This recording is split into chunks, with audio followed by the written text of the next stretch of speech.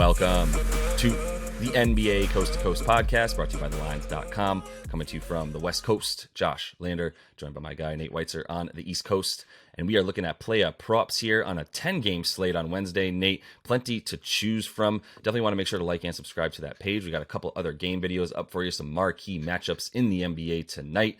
Also want to head to thelines.com. That's where we have all of our great written content for you guys, and our odds finder tool where you can make sure you're getting the best juice back on all these U.S. sportsbooks offering you guys player props in the NBA this season. Nate, let's go ahead and jump into your first playa prop for tonight. Yeah, I'm going back with Giannis. 2 nights ago, we took him, thought his props were a little low as he came back from a 12-day layoff to rest that knee, missed 5 games, and then looked good, looked very sharp, 20 points in the first half against Detroit. Of course, they coast to a win. He just barely got over with 29 in limited minutes. And, I mean, you could be worried about a blowout against Denver if Joker sits. But I think Giannis still can go over 30 points in that situation. I mean, he had 30 plus in 9 straight home games before his knee kind of gave out in that Charlotte game, and he took a rest after that. He's scoring about a point per minute, so even if he gets about 30 minutes in a blowout, that's where we're at. And Denver, we talked about in the game video, their defense is awful on the road and particularly awful on back-to-back situations. Giving up 120, giving up 27 free throw attempts per game. But more than that, this is like a motivation factor. I mean, Denver has blown out Milwaukee in 3 straight trips up to the Midwest there. And Giannis responds after these losses. I mean, even in those blowouts, by the way, he had 29 points per game in about 30 minutes. And you look at this season, the last 4 times he played after a Bucks loss, 55, 10-7 against Washington after his squad lost to Washington without him. 30, 12, and 9 against the Warriors in just 30 minutes on a poor shooting night. 38, 9, and 6 against Cleveland's top defense on a good shooting night in 30 minutes. And 37, 7, 6 against Portland, which is, still a better defense than Denver in terms of guarding this position. Aaron Gordon is a solid individual defender, but I just think the way Denver gets up and down and the way Giannis is able to just knife through defenses that are not completely set. 30 points, this is my most confident bet here. Nice. Yeah. I mean, ride the Giannis train. This is another team that doesn't necessarily have a good matchup for him. Not that there is one. I suppose Aaron Gordon could do a decent job, but like you said, he still just knifes through this defense, which is even weaker on the road for Denver. So I do like him to be able to have a solid game tonight. 30.5, man, so high. We just need him to get the minutes. Obviously, he failed to get it 30 last time only because of playing 26 minutes. But so like you said, more than a point a minute. And if he's going to be playing the closer to 35, if this is close, I think it might be closer than 8, even if Joker doesn't play. But we'll see. Obviously, they're very motivated at home, and Giannis would be a huge reason for that. So let's go to a game. We also had that game video up about the Dubs and the Grizzlies. We talked about Steph. I mean, it's worth mentioning that he's at 27.5 points. It's a lot, but I mean, I think he's going to hit more than 4.5 threes as well. It's a game that he gets up for. This team gets up for. You mentioned how many shots he puts up and makes. So Steph is definitely a good bet to hit 5 threes and probably to get the 28 points. Clay's prop is just a lot lower and nice and comfortable looking at 21.5 points, and you still get pretty much even money if you bet that on FanDuel. Shout out that odds finder tool for letting us know that. But yeah, he's going to come against Memphis. He had 24 last game on 8 for 25 shooting versus the Grizz. He's going to be getting those close to that amount. Maybe he'll only shoot the ball 22 times this game because Steph is back and he wasn't in that last Memphis game, but his usage like barely drops when Steph's on the floor. Still keeps it at about 29%.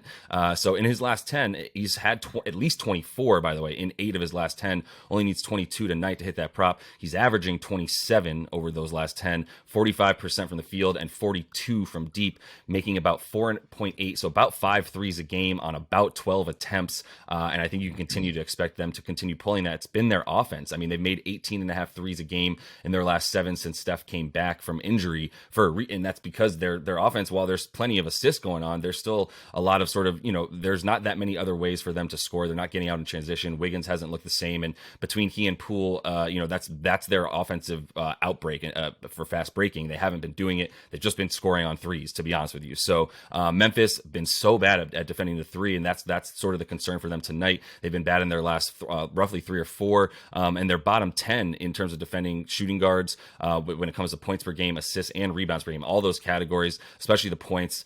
We just saw them give up like at least 5 threes to Keegan Murray, Trey Lyles, and Harrison Barnes in that Kings game, and I think you can expect a bit more of that sort of leakage, if you will, against this much better team. And Klay to get 22, just much easier. He's been playing like an all-star for a while now, and 21 and a half is still way too low for him.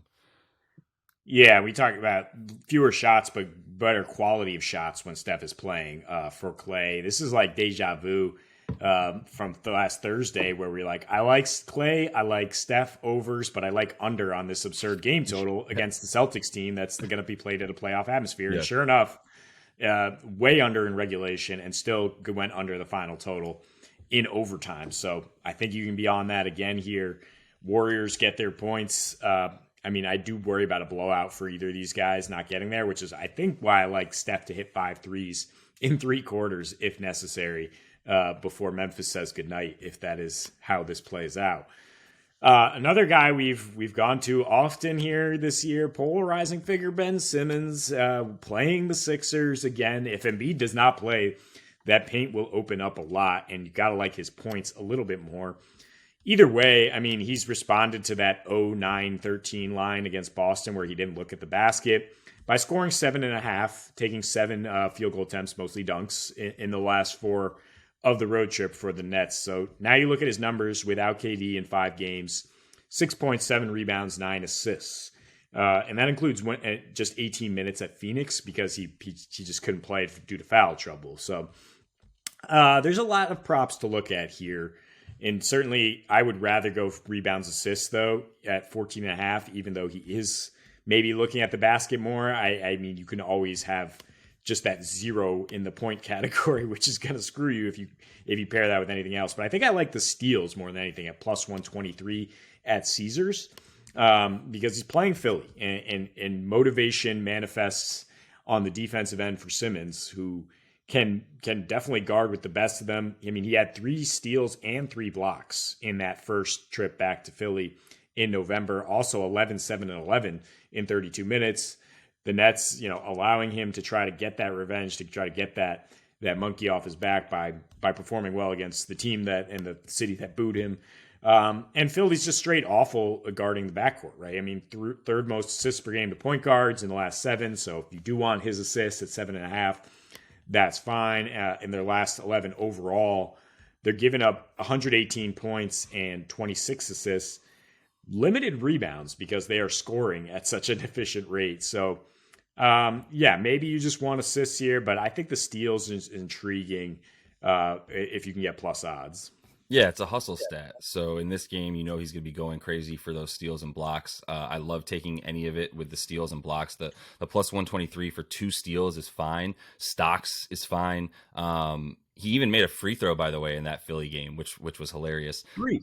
He made 3 free throws in that game. 6, yeah. Apologies. Yeah, sorry, Ben. I'm not touching the points. I think I'd still just take the rebounds and assists of the stocks and just leave it at that and call it a day with or without Embiid, to be honest with you. A much better bet if he's not in there, but I think you can get value on the rebounds and assists more than anything tonight. So Gary Trent Jr., this game, and we got to take an over. It's Toronto and Sac. There's obviously a huge monster total of 237.5. Didn't think it was going to be the second biggest total on the night, but it is to that 244.5 that Memphis and Golden State grew to. But this is still going to be a super up and down game. Gary Trent's at 19.5 points, over 2.5 threes. I think there's opportunity to take a couple guys in this game. OG Anunoby might not play, and if he doesn't, this Raptors defense is horrible. And then you can start looking at guys like Harrison Barnes, maybe Kevin Huerter, maybe even De'Aaron Fox. But with regardless regardless, I actually don't know if he's going to play or not. Gary Trent, I like him to get the 20 and the 3 threes because of the fact that he's been in there for 36 minutes a game over his last 10, as he's really been one of the healthier, more consistent shooting guards, and really their only 3-point threat, and that's why he's out there 36 minutes a game. Fred VanVleet been a much more inconsistent this season. Gary Trent Jr. is sort of making himself a very prized potential, trade piece if they wanted to, unless they want to pay him next year. But averaging 20 and a half in his last 10 in those 36 minutes, 15 field goals a game at about a 27.5% usage rate, 3 for about 7.5 attempts from deep. So to hit those 3 threes feels like it's a pretty good bet tonight. Not great odds, like minus 120, but I think you can get that, if he hits those 3 threes and you think he's cooking enough. Like I said, in the 36 minutes with that amount of, those amount of shooters and everything, the lack of shooters on their team, I think Gary Trent's a great bet to get that. Sack is vulnerable at the shooting guard position, allowing the 5th most points and the 8th most 3-pointers. They are a very good 3-point defense, which is the only thing that sort of, makes you pause and think about Gary Trent for a minute. But I'm still not worried about that. I think he's got the opportunity and the minutes and the usage at this point. There's just the sheer volume with him shooting close to 50% from deep. So yeah, I'm feeling pretty good about Gary tonight. Yeah, it's kind of surprised the total's only 237 when you talk about totals going crazy. Usually in Sacramento is where we get those crazy totals. They just scored 133 on Memphis. And yeah, there's a lot to like on both sides of this game. We couldn't really decide between all the options. Harrison Barnes, intriguing. I think I would go De'Aaron Fox. He's just 6.5 assists because that's kind of a way to get exposure to the whole Kings machine right now. He's diming up so much at home. 6.5 assists is minus odds, but I think I would go 8 assists or more, or the 11.5 rebounds assists for Mr. Fox in a game that should be up and down. If OG Anunoby sits, I really like it because he could otherwise, spend a lot of time guarding Fox. Yeah, 100% with you on that one. It's going to be a fun game to watch. Great slate tonight. So that is all the time we have for you in this one. Make sure to like and subscribe to that page. Continue to follow along with us. And until we see you next, happy betting.